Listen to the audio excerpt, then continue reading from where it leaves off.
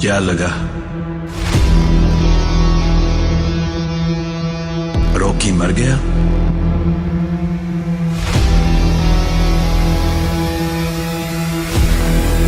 सोने को बनकर निकलने में तपना तो पड़ता ही है।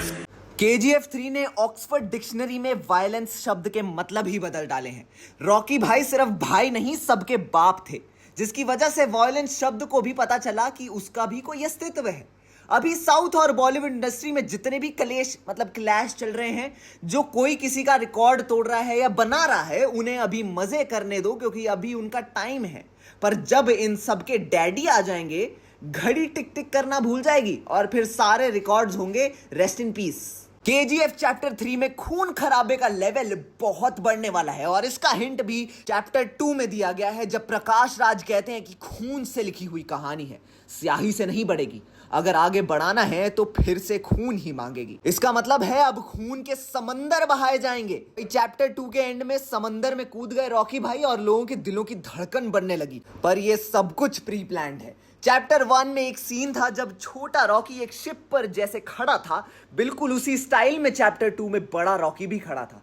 फिर वो अब उस समंदर में डुबकी लगाता है, वो भी उसने बहुत पहले ही सोच लिया था। उसने एक डायलॉग बोला था चैप्टर 2 में, समंदर कितना गहरा है, गहराई जानने बिना इस पर राज नहीं किया जा सकता।